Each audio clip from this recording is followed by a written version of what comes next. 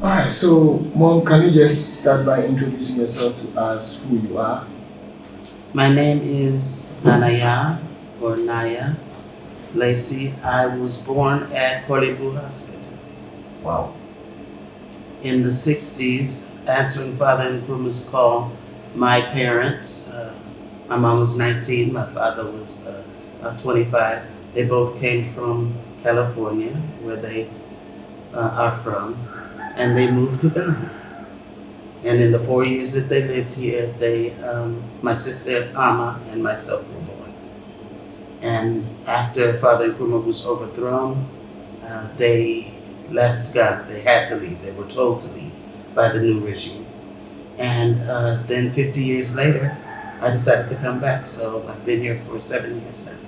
So, since you were being born in Ghana, were you raised in Ghana for a time period before? 1 year. Just 1 year.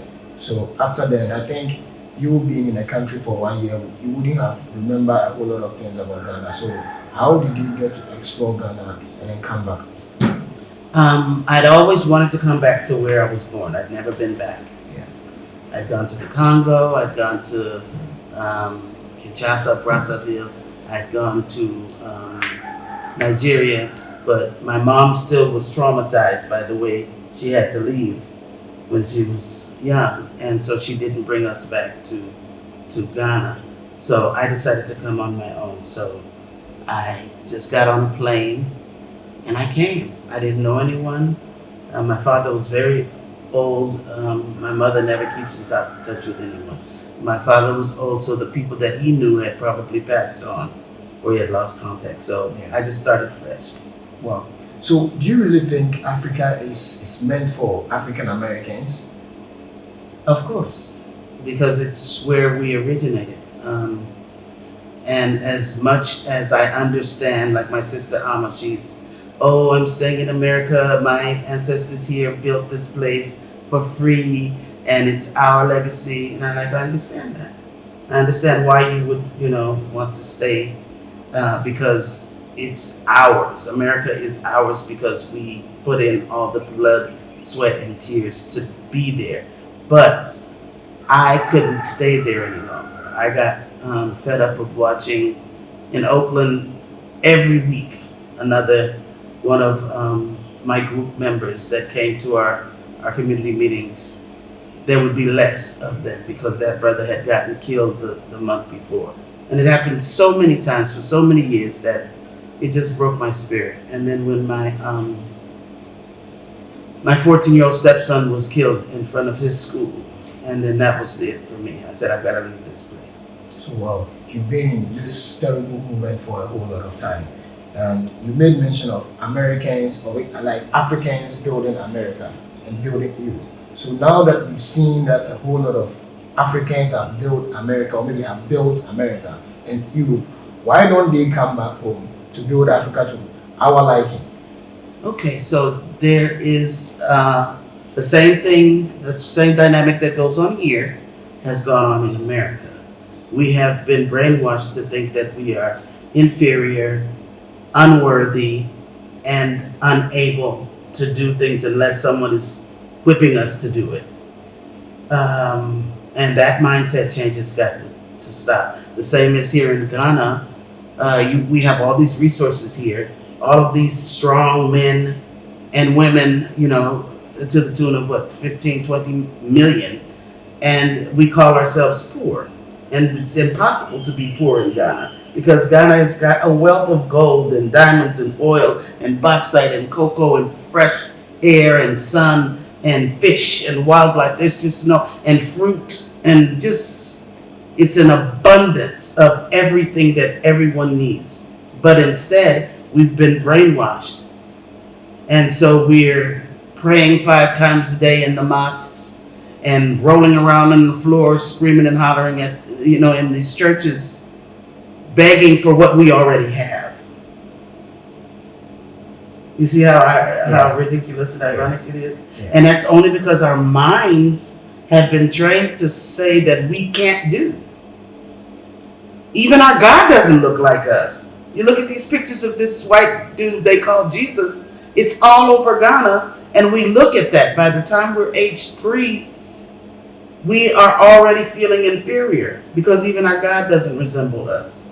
Not knowing that all of that is just not, it's been put that way so that we can always feel like this, so that people can come from other countries that look more like that picture and just take everything from us. And we've been brainwashed to think that they are better than us. Wow. The same thing has happened in America. So let's look at this. Let's look at this bigger picture of what I'm going to say. African Americans are moving back to their roots, and African youths are also moving to America, moving to Europe, moving to China, or maybe Asia to find a living. So comparing these two movements, which really which one of it really makes sense to you? Well, I would say that I understand why the African youth feel powerless here, and they feel like they have to go somewhere else to make it. I understand that. We're living in a time where we're forgetting how to be African. The African is the embodiment, made in the image of the Most High Creator. That means that God looks like you. His son must look like you, not these depictions, right?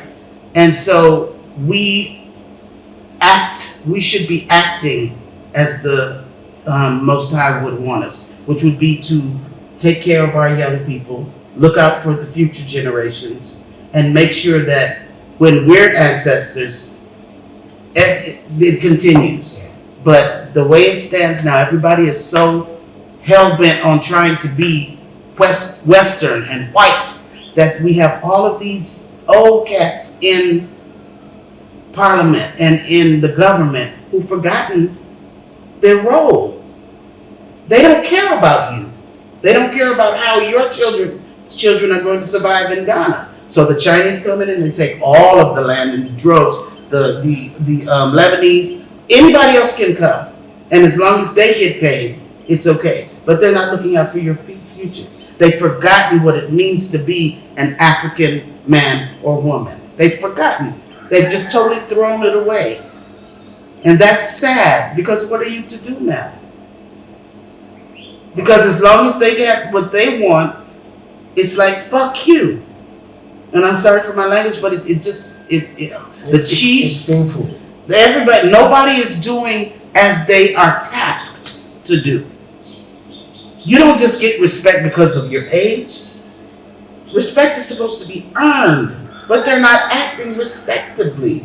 If they were, then you wouldn't be, and millions of the young people in Ghana wouldn't be running off, risking their lives in Dubai, being sexually abused and beaten and treated like slaves just for a chance at something better.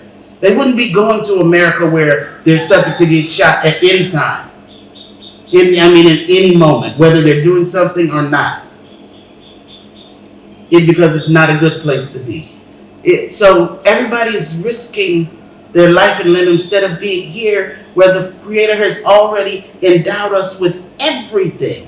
So now if we can get together and have the Africans in America come here, we get African Americans and join up with the Africans here in Ghana and build this place up like we've built up these other people's place for free.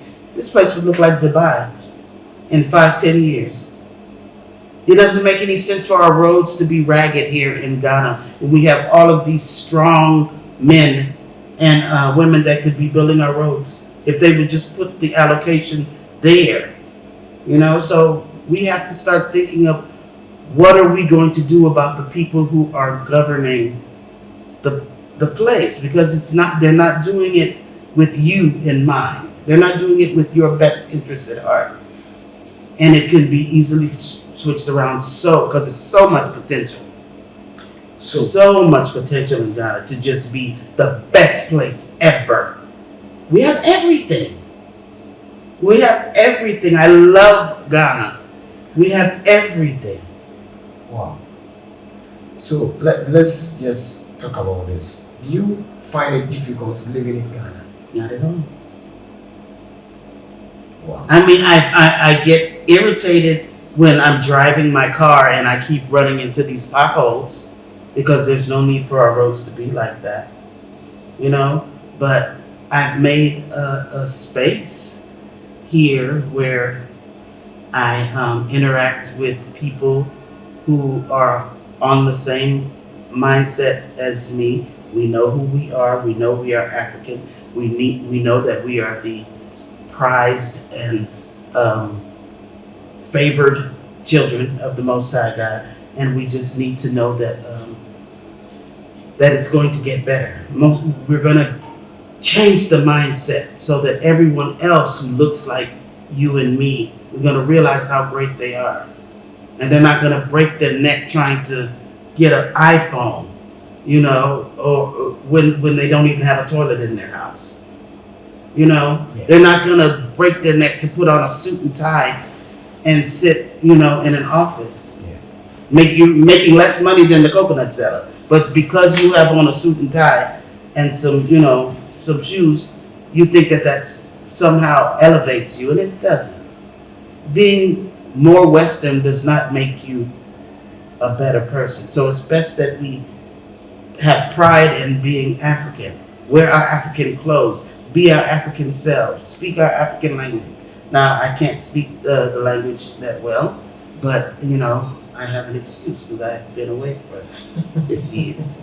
But, yeah, Ghana has a lot of things to improve upon. But all in all, it's a great place to be.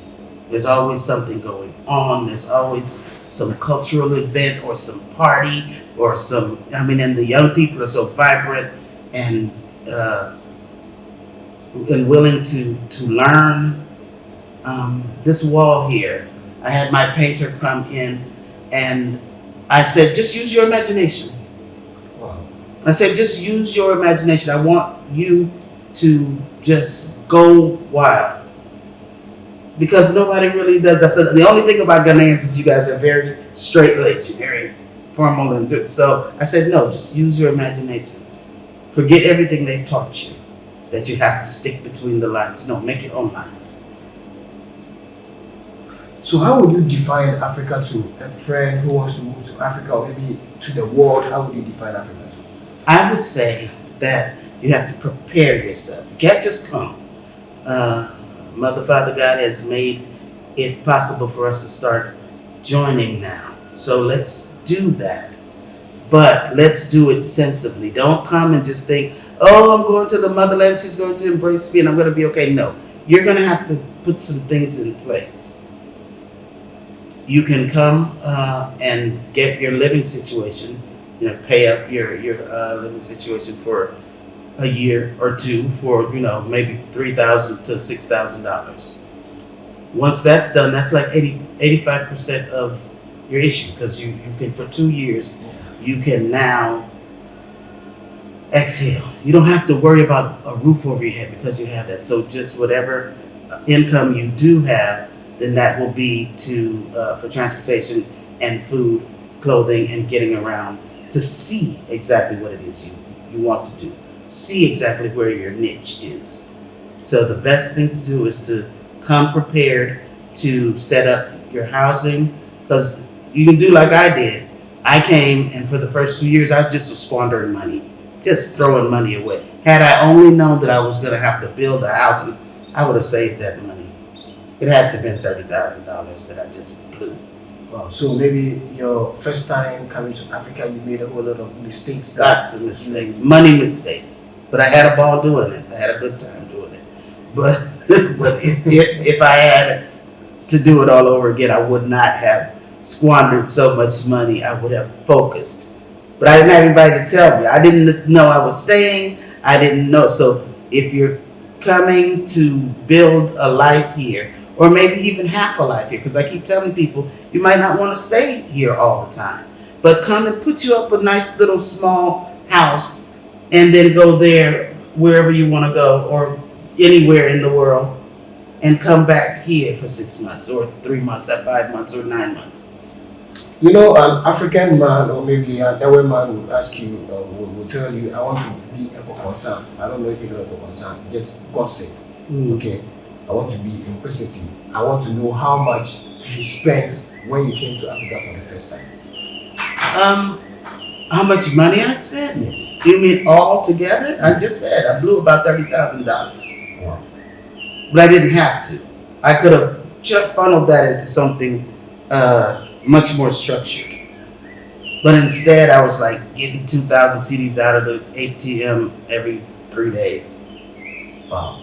Just to go to this party and get these clothes made and take a bunch of friends to Kind of Kumasi. flashy And it wasn't even flashy, it was just doing things. I was exploring Ghana.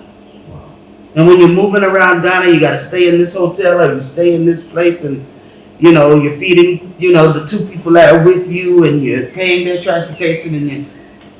But then after a while, I said, okay, look, let me buy some land. So somebody came and they showed me this land up here. And it took me like 4 years to build this house. Because I had to go back to the States sometimes. Some monies came in and I used, and then I'd go back to the States. I would drive Uber for months in San Francisco, and then I would make money and send back, you know, some money. And then after that, I said, no, I don't want to do that anymore. And so Ancestors saw fit to let me be able to make money here so that I could finish the house. So apart from moving to Africa, Ghana precisely, how do you intend to develop, maybe to help part in developing Africa? To have a space where we deal with the root problem. And I want to have an educational space somewhere where we teach ourselves who we are.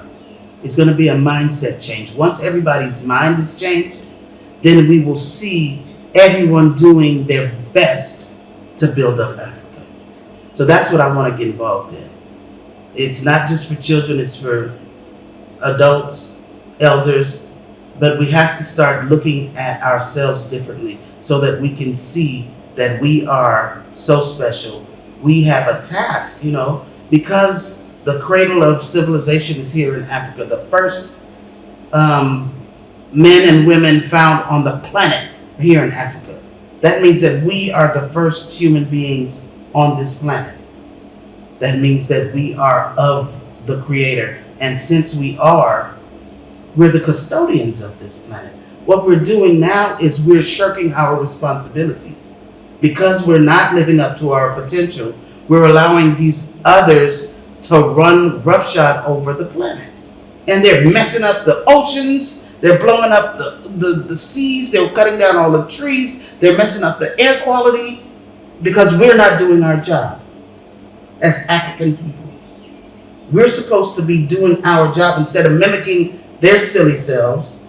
We have a task and we're not doing our job. And the entire planet is suffering because we don't know who we are. We got to get back to who we are. Wow. So let's consider this. African Americans seems not to understand Africans. Africans seems not to understand African Americans. So in such case that we want to build Africa to our liking, how do we come back or maybe come together to merge our culture to build Africa? That's that mindset change. We've got to forget all the things that they taught us in America. Every single thing about Africa. From you watch old movies from the 1920s and everything is just us. They told us we were monkeys. They told us we were savages. We boil people in pots and eat them. We're cannibals. We nothing was good. They never showed a positive image of anything African. Even to this day, you'll see them a commercial to feed people in maybe some Rwanda or one of the desert nations. And so that's all they show. So every little boy and girl in America that's black, they look at that and I don't want to go there. They're starving. Look at those babies with flies all on their face. But they don't show Ghana. They don't show Ghana with all the fufu and the piles of fruits and vegetables and all the animals and the birds and the fish and the sun and the water and the beaches. They don't show that. And there's a reason they don't show that. They want us there. They want to keep us there in the mindset that we are. Because we spend. Black people spend so much money. So they don't want us to leave because then who's going to feed them? Let's talk about religion in Africa. Mm-hmm. Do you think religion is also playing most part of our downfall in Africa? Most definitely. Because, listen to this, God is supposed to be your most important thing in your life. And we are visual creatures. Everything that we do is from sight first. I look at you, I see you, and then I make an assessment. I see everything. So when you say that the most important thing in my life has got to be God, and then you show me this picture of this white man who looks nothing like me, nor my father, nor my grandfather's father, or anybody, and you say that this is the most important thing in your life, that starts telling me in my psyche, I'm not important. I have to be less than because I am nothing like this depiction. And then the people who made that picture, because that's just like Leonardo da Vinci's cousin, the first Jesus that he drew. It's not even real. And then not only do I see that I'm less than when I look at that lie, I think that whoever looks like that lie is better than me. So when they come, come, yes, of course, you can have anything that I have, because you look like God. Ooh. It's nonsense. We must stop that. We've got to change that mindset. We must change it. And it's the same thing happened to us in America. You go into a church in America, there's a big white Jesus in there. The same one that enslaved your grandparents and raped your ancestors there and sold off babies. But you have to now look at that same, and so it's hard to reconcile that in one's mind. It kind of has us stuck. We're kind of stuck on stupid because our sensible brain is saying, this can't be. And then our heart, because we've been taught it so much from so many generations, they were saying, oh, I'm scared, damnation and hellfire will rain down on me if I say that this can't be right. Wow. So it's a big mind. Changing your mindset is like breaking your leg and having to set it back. You understand me? Yeah.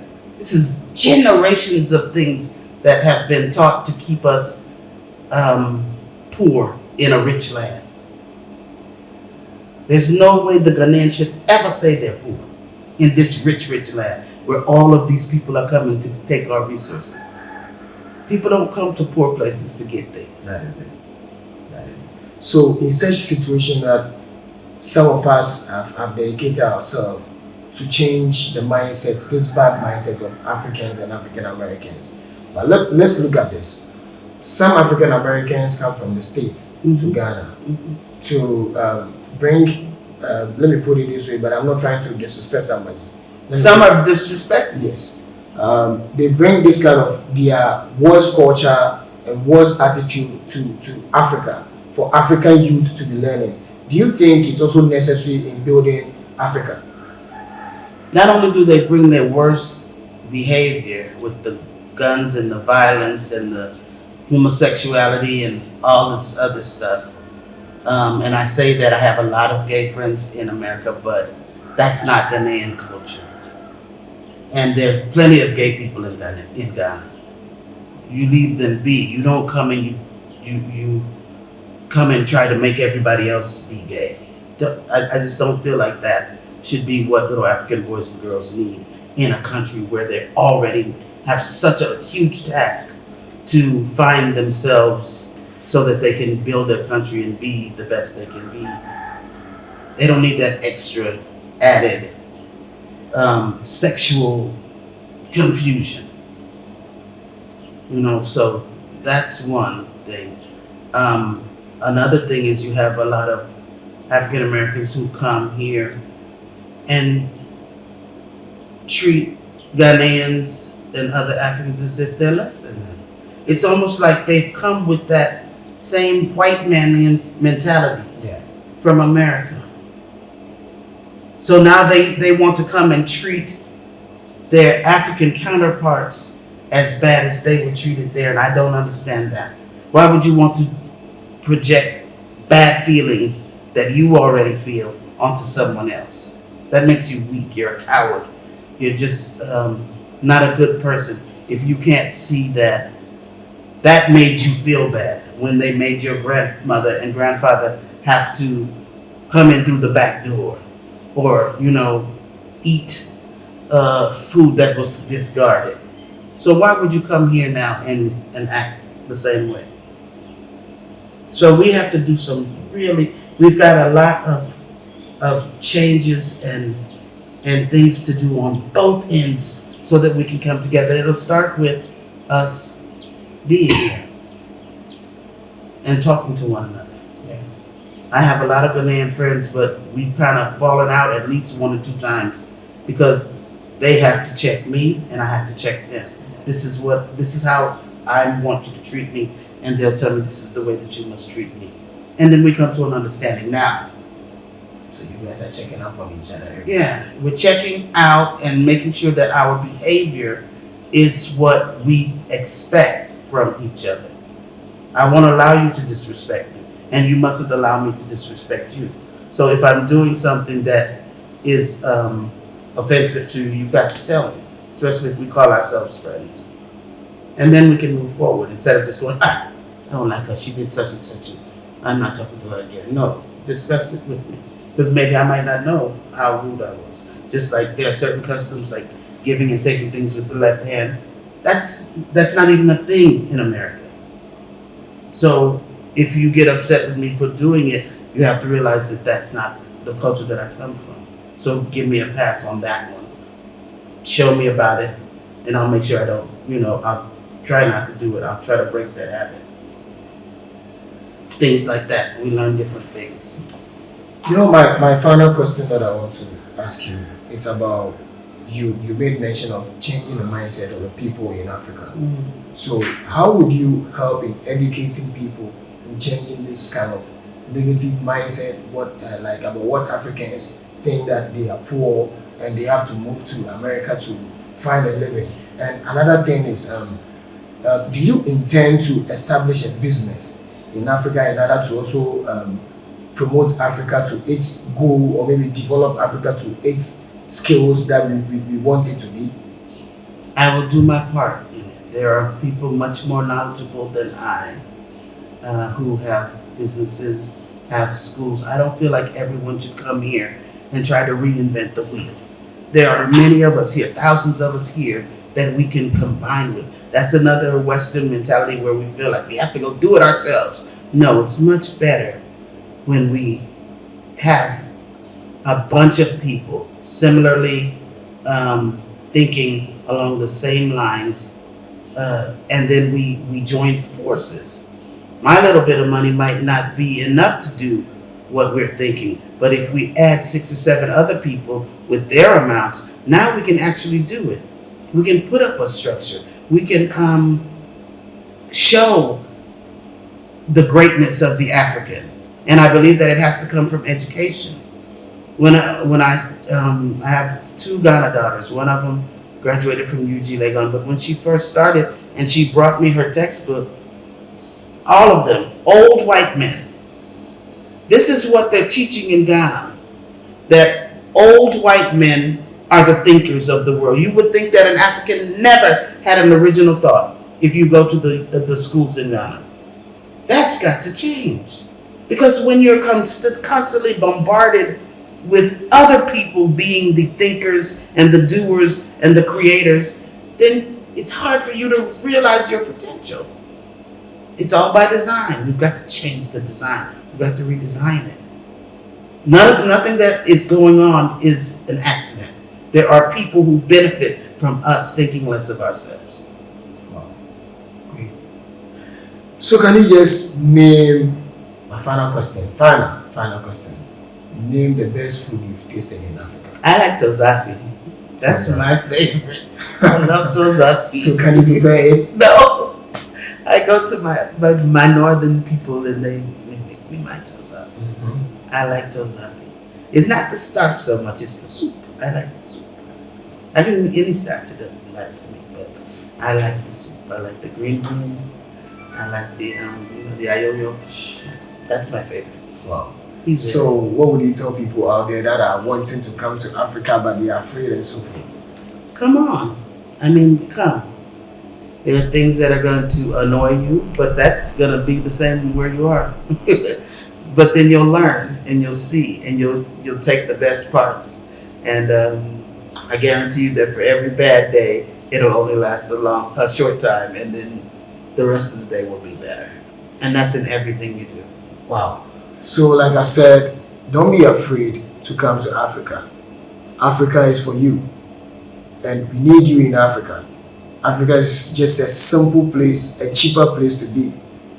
If you are listening to this video or maybe watching this video, please kindly subscribe to our channel, move to Africa, pack your things. As mom said, you need to get prepared. We are there for you, Aklevi Joe. I am there for you. If you need help, I will help you in Africa. What are you waiting for? Move to Africa, and we are going to be with you, and you have to help us develop Africa to our liking. So come on, subscribe to our channel and keep sharing our videos, keep liking our videos and so forth. So bye bye for today.